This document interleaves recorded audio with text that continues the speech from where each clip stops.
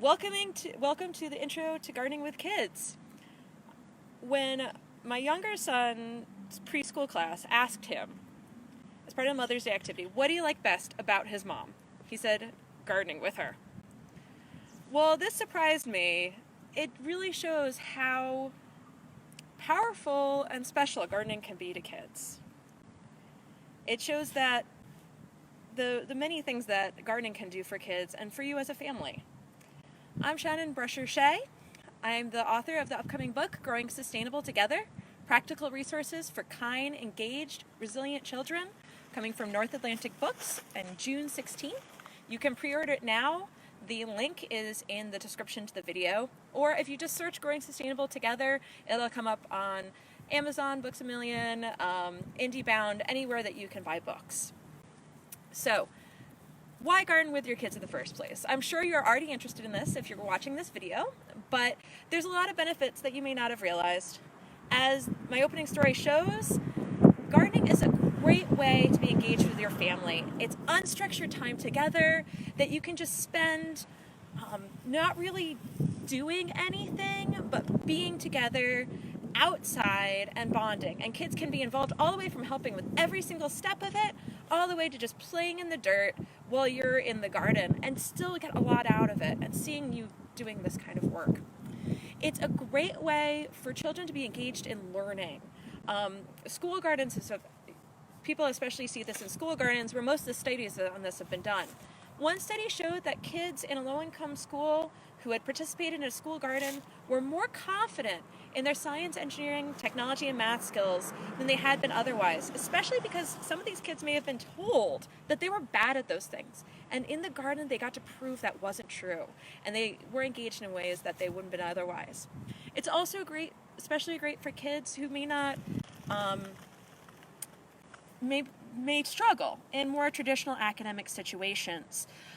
Children who are easily distracted, being outdoors actually helps children with ADHD specifically be more focused and engaged. And just in general, it's a very calming environment. My older son is very intense. When he comes outside, and especially in the garden, he just calms down. And it gives those kids who often would struggle in those more traditional settings a sense of confidence and competency, both of which are really important for good mental and emotional health. And then it's good for your physical health too, besides just getting out and outside and moving. And yes, we've had more cars pass by in the last minute than I think there was in the 10 minutes before this. Besides that, it also helps them eat their vegetables. There's been a bunch of studies that show that kids are more willing to try and eat vegetables who have gardened than those who didn't. Again, my older son loves cherry tomatoes, but he loves them much more when they come straight out of the garden and he's picking them off the plant than when we buy them from the grocery store, where he usually just sorts of pokes at them. But in the garden, he pulls them all right off on his own, usually before washing them, much to my chagrin. So where do you get started? Before you ever consider putting a single seed in the ground, the important thing is to have the right attitude. Gardening with kids is not going to be perfect. It's not going to be Martha Stewart. You're not going to have a pretty garden. Kids drop seeds. They put a whole bunch of seeds in at the same time. They're probably going to step on some of your plants or their plants. They may complain. So going in and having an attitude of this is a family learning situation, it's not just you teaching them, can help a lot. It helps them become more confident. It helps them become more responsible too. Feeling like they have the responsibility for an actual set of living things can help them learn what living things need, can help them take responsibility for them. And the garden is a place of logical consequences. If you don't water your garden, your plants, they will die. If you step on it, it will die. There's a lot of possibilities for screwing up, but then learning from that screwing up. And so how do you start actually putting seeds in the ground? Well, first, analyze your resources and your space. Make sure that you have a plan in mind that matches what you actually have and what you're capable of doing. You may have an acre of land or you may have a windowsill. And they're both places that you can do some good gardening. An acre of land actually in some ways can be worse because you can get overambitious, try to do way too much, and then not be able to take care of it. Whereas a windowsill, you can plant some herbs and still get a lot out of it. Kids can see how their plants are growing. They can harvest them and use, basil or thyme in cooking. So everything is possible. You just have to be aware of it. Think about your climate. How sunny is it? How sunny is the space you're going to grow in? There's a lot of plants need full sun most of the time. So if your space is mostly shaded, you're going to have to choose plants that match that. Does it need a lot of water, a lot of watering? Right now, this isn't a concern because we're all stuck in our houses, or most of us are stuck in our houses. But if you do go on vacation, if you leave your house on the weekends, is it going to survive if you leave? Or is there somebody you can get to come, maybe a neighbor, come water it for you? We have a couple of neighbor kids that over last summer we paid and they came and watered our garden for the week. It was great. They loved it. They got money. We got our garden. So once you figured out your resources and your time and where your garden's going to be, you can start picking what kinds of plants you want to plant. Pick ones that both are ones that your family will eat and that are relatively easy to grow. You want to grow something that you think is a great idea and then you find out after a whole bunch of it that nobody wants to eat it. Like, for example, kale. Kale is very popular, but I know I don't like kale, so I shouldn't grow it. Ones that are useful are beans, peas, because they don't take up a lot of space. They grow very easily. We've actually got some beans starting to grow over here in our very messy garden. If anybody has any questions about what we're doing here, it's a little unique, so I can explain that later. Not everybody has to do it this way. Melon and squash are good, but they take up a lot of space, so make sure if you're going to plant those, you don't want to grow pumpkins and have them take over every single other thing in your garden, for example. Other options include spinach, greens, sunflowers are really fun to grow, carrots, broccoli. A lot of these plants you can actually plant straight into the garden itself. You don't need to buy them from a store, the seedlings from a store. You can just buy the seeds. There's actually a lot of seed companies that offer seeds online, and you can order them, and they are shipping. Some of them have stopped, but I think if you look around, you can probably find some. Ones that you can plant straight into the ground include beans, peas, carrots, broccoli, melons, all of those. There are a few that you do have to raise from seed inside or in pots because they're very hard to sprout outside. They're just very fussy. And that's mainly tomatoes, eggplant, and peppers. We've been starting ours inside. You don't need anything fancy. Ours are old flower pots, and in fact, Chris picked ones that were the more fancy. We have a bunch of old yogurt containers we use too. But they don't do well if you start them outside, unfortunately. These are the ones that people usually do buy as seedlings from the store. What you really need if you're going to start your own seedlings is a really good source of light that's also warm enough. So if you have a really bright sunny windowsill that gets light most of the day, that may be fine. If you have a patio or like a screened-in deck that's warm enough, that might work. If you have a small greenhouse, of course, that's great. Or you can go with a grow light.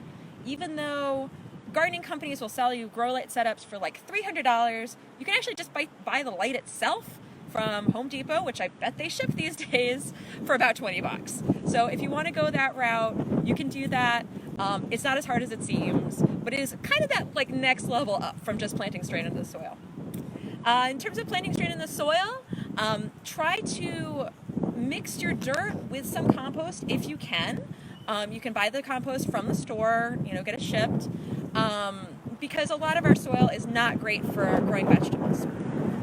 If you're planting things from seed inside, you want to try to use seed starter, which is special soil that holds water better and doesn't have fungus in it that can harm your very delicate little seedlings. If you're starting things from seed, you want to bring them outside before you plant them straight into the garden for a couple of days, for a couple of hours, kind of introduce them to outdoors. Remember, they're babies, to get them just a little used to it so they don't basically go into shock. The one thing you do want to be careful with in terms of planting outdoors, and in fact planting your more delicate seedlings outdoors as well once you move them, is to make sure that you don't plant things that aren't cold resistant before your last frost date. So every place has a different last frost date. Ours in Washington, D.C. here is this week. And it's the last date that it's likely to have below freezing temperatures and have frost. If you plant your tomatoes before then and you get a frost, your tomatoes are all going to die. If you plant melon before then, they're probably not going to sprout. So there's certain plants you can plant before then. Beans, broccoli, spinach, more cold resistant ones. And then there's some that you shouldn't. You just need to look at the directions on your seed packet is really what it comes down to. Or you can usually just find them on the internet. And you can find your last frost date on the internet too. If you just search last frost date and then your location, it'll come up. Or look on the Farmer's Almanac. So that's pretty much all of that information to get you started. Just one more story. My kids, their latest habit and hobby, I guess, in a way, has been to sit next to the dirt box and take our mint plants, which we planted originally several years ago, but now pretty much grow wild, and just pick off the leaves and eat them. Which is not something I would have ever guessed would be something that they would do while gardening or get out of gardening, because I don't eat straight mint. But it just goes to show how enthusiastic kids can be once you start gardening, how engaged they can be, and how surprising it can be, just like so much of parenting. So, does anybody have any questions? Sandy asked a question. Yes. What's a good way to get seeds now that we're all stuck at home? Yes, several seed companies do offer shipping. We actually always order our seeds from Southern Exposure Seed Exchange, which grows seeds very specifically for the Southeast region. They have ones that are more like mold resistant because we tend to get more mold and bugs. They had actually temporarily stopped shipping because I think they ran out of seeds. It was so popular, but I bet other stores still have them if you search. And plus, places like Home Depot do ship. So, I mean, I'd rather you go to your local gardening store, but I know that's not possible right now. So check out regional seed companies, check out Seed Savers, which is another one that carries a lot of the more heirloom seeds, and check out, big kind of hardware store type places like Home Depot online. But yeah, there are definitely places that ship. We usually get them shipped because I really like their seeds. Other questions? Not yet. Not yet? Okay. I'll wait a couple minutes to see if anybody else has questions. Oh, Chris is looking to see if there's questions. He's having trouble seeing because it's really bright out here. I popped in late. Should I buy seeds now if I can't buy plants from Michigan? Yes. Yeah, I would definitely buy seeds now. Because it's still not too late to plant a lot of different kinds of seeds, and only the most cold weather seeds are going to have a problem, especially in Michigan. Michigan, it's still really cold in Michigan. So you're going to be fine buying seeds now and just waiting to plant them. In Washington, D.C. here, it got up to like 70 yesterday, and we only planted our seeds in the yard like a couple weeks ago. And like I said, it's going to get down to 36, so I really wouldn't have wanted to plant even the broccoli much earlier than we had. So, some of your colder weather plants that don't like that really, really hot summer might not do as well if you plant them later, but there's no harm in trying. We got a request to look at more of our garden. Oh, okay. So a little garden tour. I'm going to explain what's going on here. So we garden in a very specific way called layer mulching or sheet mulching or lasagna gardening. And what it is it's designed to build up the soil. Our soil is very, very thick clay. It's not great for growing plants. And so what we do is we basically mimic what you have in a forest. So we put down, you can see our icky bits of cardboard here. Put down cardboard and newspaper, which block the weeds from coming in, and then we put layers of organic matter on top of it. And as that organic matter breaks down, it creates soil, just as it would in a forest. So we get a lot of leaves. You can see behind us is we actually have a cemetery as one of our neighbors. When we rake the leaves to the cemetery, we help our neighbors by raking some of their leaves. We gather up tons and tons of leaves and gather up about 2 feet worth of leaves in the fall. And then we cover it over with compost that we compost, as well as compost that we buy that's locally made from stuff that basically yard waste our county composes, and then they resell it to people. And so we do layers of that, just like a lasagna, and then we top it all off with straw and mulch it basically with straw. We get a big straw bale to decorate for Halloween, and then we break it down and put it in the garden. So we did all of this in the fall, and then we take small amounts of soil and garden soil, and then we kind of plant our seeds straight into that. So you can see the beans that are you can see starting to grow. They're it's a little hard to see them. Kind of see them just popping up there. It's a really great way to build your soil. It's not complicated. It's a lot of work in the fall, but it's actually a lot less work because we actually get very few weeds. As a result, those are our carrots, which have just started to grow. It's the first time I've had carrots sprout, which is exciting because my elder son is convinced and we probably will get a bunny this summer, and he's very excited about the idea of feeding carrots to the bunny, or the carrot tops, since they don't actually eat the carrots themselves. So that's how we do it. Honestly, like I said, it's a great way to do it. It's a little hard to do it at this point because you're not going to have a lot of organic matter unless you raise chickens. If you raise chickens, one of the best things people say is actually like the ruined chicken straw, the stuff that they poop in, is great for gardening. So if you raise chickens, you're great on having lots of organic matter to put down. But if you use leaves or straw like we do, it'll be a little harder this time of year. So yeah, that's our garden. We've got beans, carrots, and broccoli in, and then inside we're starting tomatoes, peppers, and basil, and then and then we also have some marigolds that my kids just planted that they're going to plant in their dirt box. The question is it too late to start a lasagna garden? Is it too late? If you can get the right materials, that would be the key thing. If you can find enough, organic matter to put in it, if you can find straw or leaves or stuff like that, you can totally do it now. We do it in the fall because that's when it's available, and then all our garden prep is done, and then we just have to plant in the spring, and it's a lot less, like I said, it's a lot less weeding. That's one of the key things. And it builds your soil, so we actually add very little fertilizer. Usually we add a little tiny bit, usually it's the beans, because there's usually not quite enough nitrogen to grow them, but it's extremely minimal, besides the compost we put down and just like a teensy tiny bit of fertilizer at the beginning of the year. If you want to go kind of next level, we also do grow some fruit. Chris, can you see that's our pear tree back there. We have not gotten any pears from it yet. They usually come after 3 years, so we're hoping we'll get them this year. We just put on some strawberries, and we have some blueberry bushes. But those are the sorts of things that you do have to buy from a garden center. The place I bought the strawberries this year, Edible Landscaping, I think has currently paused any of their shipping, or I think it's actually that there's a big delay.